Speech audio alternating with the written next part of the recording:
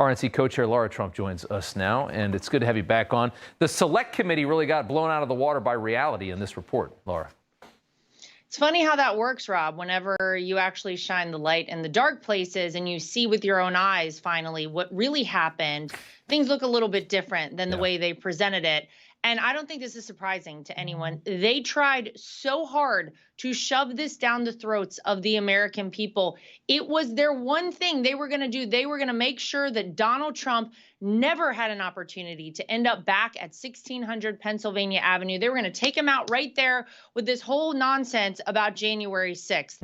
And what has happened is every day since then, though they tried desperately to convince the American people that this was an insurrection, that Donald Trump played a role, the American people are actually very smart. And I think they've seen time after time when they're continuing to go after the same man, as you're finally getting evidence like this coming out, it turns out no one really cared about any of that on January 6th. Was it a bad day? Absolutely. Did Donald Trump plan it? Absolutely not. Do people understand that now? Yes. And the people who tried to convince us otherwise, who lied, who tampered with witnesses, absolutely should be held accountable for this. You are right to say that this was us testing out being a banana republic. Imagine they'd been successful, Rob. Imagine what that would have looked like for the United States of America. These people ought to be ashamed of themselves. I know they aren't. So it's going to be up to us as the American people to continue to shame them. We can never let them forget how close they brought us to losing our country with this hot bunch of garbage. It is ridiculous, and I'm glad we're finally seeing the truth come out.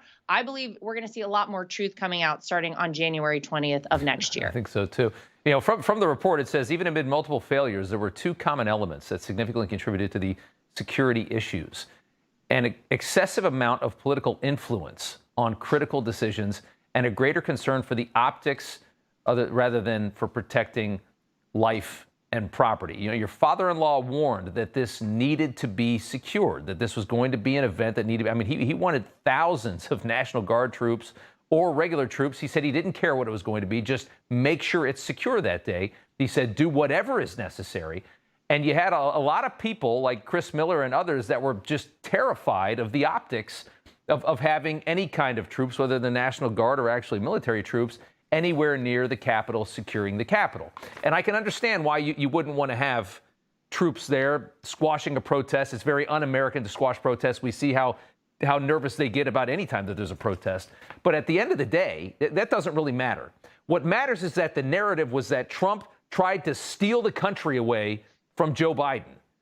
And in reality, he was the one that wanted to go further than anyone else to prevent that from happening. I mean, that is the ultimate irony. Yeah, it is. And I think we're going to see a lot more of that sort of thing happen. And I think it will be very ironic that Donald Trump will actually be the person who I believe, Rob, is going to bring this country together. I believe when Donald Trump leaves the White House, he's going to have the highest approval rating of any modern president. I believe people have already woken up to the lies that they've been sold on Donald Trump. They're realizing none of those are actually true. This is a man who has had these systems weaponized against him. No one more so than Donald Trump wants to see things put back the right way, wants to reestablish trust in our fundamental institutions. That is what he's going to do over the next 4 years. So thank goodness we have a person like Donald Trump who is going to be back in that White House. I'm incredibly excited, and I'm very happy, not just for the country, but for the rest of the world. This is going to be a great moment, and the golden age of America is just upon us. And I love all that. I want to point out one more thing, though, because with this committee already, as we just talked about, how ridiculous the committee was at the get-go. It was so, I mean, Trump's defense in this committee had no chance. They were set up to fail, right? It was all one-sided. And then they take it even further. You have Liz Cheney. Witness tampering is a really big deal. But you have Liz Cheney doing a back-channel communication with the star witness here, which is, I mean, they're suggesting potentially criminal charges against Liz Cheney. What are your thoughts on that? Yeah, well, I think if someone did something wrong and broke the law, then they should be held to account for that. And the tale, don't forget that Cassidy Hutchinson told the American public that day when she testified was absolutely wild. It was outrageous. Donald Trump transformed into Hulk Hogan, broke through bulletproof glass, grabbed a wheel from a Secret Service agent. The whole thing was absolute insanity. But we can't have a country that operates like this. Thank goodness the American people were smarter than these people on the January 6th committee. You know, everybody's reporting the same stories, the same spin. You turn the channel, it's always the same. But not us. We're different. We report the real news. No spin, just the facts.